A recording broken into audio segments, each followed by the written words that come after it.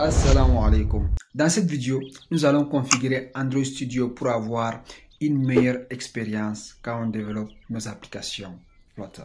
Nous voici donc dans Android Studio. Nous allons créer un nouveau projet Flutter. Je vais juste cliquer ici là. Puis assurez-vous que vous êtes sur Flutter, juste en bas.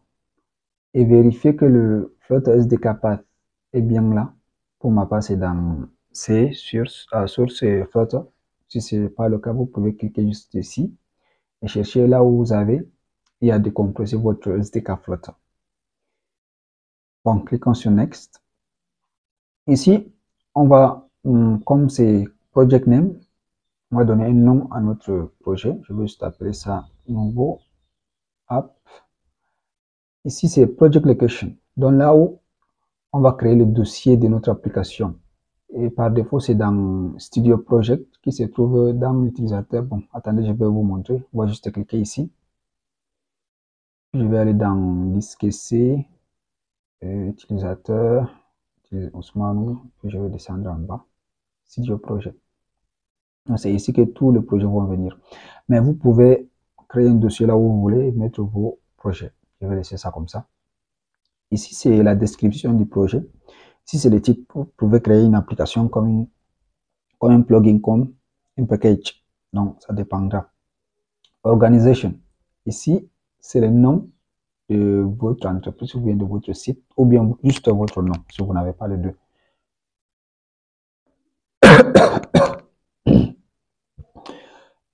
Si juste en bas, on a Android Language. On peut opter pour Java ou bien pour Kotlin. Ici, c'est les plateformes. Ici, on vise l'Android. Donc, je vais un peu décocher tout ça. Et puis, je vais cliquer sur Create. On me dit que le Project Directory, donc le dossier-ci n'existe pas.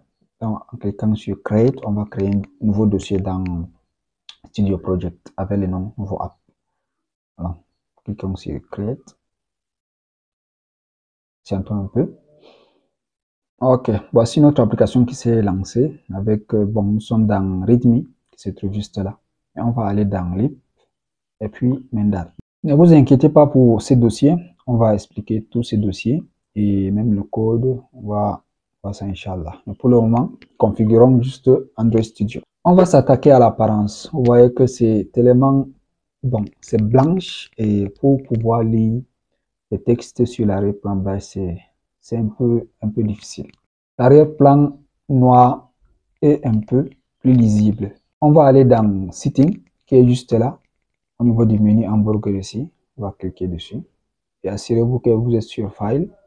Vous descendez ici sur Settings. Maintenant, on va chercher Apparence, qui est tout en haut.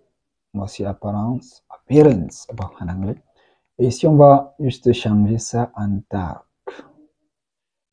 Voilà, je crois que c'est plus reposant pour les yeux comme ça. Tous les développeurs finissent en mode dark.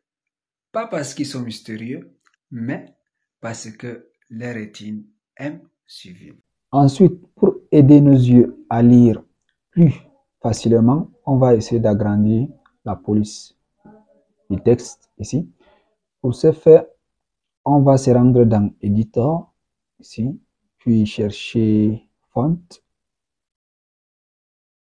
Et ici, on va choisir entre 18 et 20. Je vais un peu descendre celui-ci pour que vous puissiez voir. Si je vais taper sur 19, et puis je vais cliquer sur Apply. Voilà. Vous voyez que comme ça, c'est un peu mieux. Il y a d'autres réglages possibles côté apparence, mais celui-là change déjà beaucoup. Maintenant, on va régler quelques comportements d'Android Studio. On va toujours aller dans Paramètres et chercher langage framework et puis chercher Flutter. On a Flutter ici parce qu'on a eu à installer le plugin Flutter qui est venu avec Dart. Bon, ici c'est totalement blanche. Bon, on va un peu cliquer sur OK pour ouvrir ça. Ça va devenir noir. OK, comme ça c'est mieux. Bon, soyez sûr que Perform Hot Reload on Save est activé.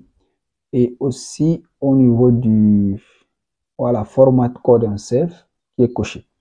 Bon, à quoi sert exactement ces deux-là? Pour le premier, c'est lorsqu'on va avoir l'émulateur juste ici et qu'on va faire une modification. Dès qu'on tape sur CTRL S, ça va une fois impacter ou bien mettre à jour ce qu'on a eu à modifier. Et pour le deuxième, par exemple, si je viens ici et puis je tape sur tabulation, pour juste avoir d'espace, créer par exemple un entier, const, je vais lui donner number, je donne même 0, puis je vais encore copier ça et faire encore d'espace tabulation ici, tabulation ici, donc pour que ça soit un peu à désordre. Bon, pour format on save, comme vous voyez qu'ici c'est mal tabulé, donc c'est pas bien ici. Quand on tape sur CTRL S, ça va une fois formater code comme ça pour que tout soit nickel. Nous allons terminer avec les raccourcis clavier. La plupart des actions, par exemple dans le menu ici, ont un raccourci. Par exemple, Settings, un raccourci, CTRL plus Alt plus S. Si on prend par exemple New Flutter Project, on remarque ici, il n'y a pas de raccourci. C'est quelques étapes pour y accéder. Créons un raccourci pour ça. Accédons alors facilement aux Settings avec le raccourci CTRL Alt S. Ensuite, allons dans Keymap, juste là.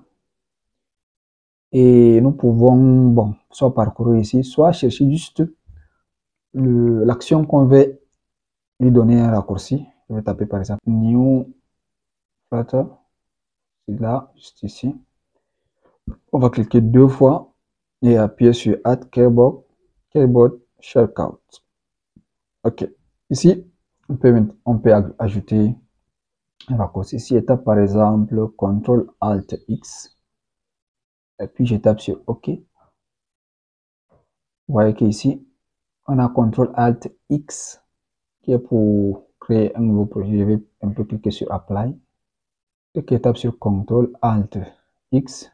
J'ai cette fenêtre de New Project qui s'affiche. Comme vous venez de le voir, si une action n'a pas de raccourci, vous pouvez les créer.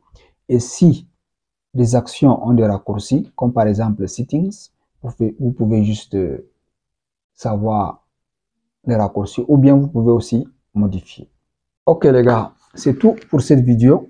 On va faire un tour guidé d'Android Studio dans la prochaine vidéo, Inch'Allah.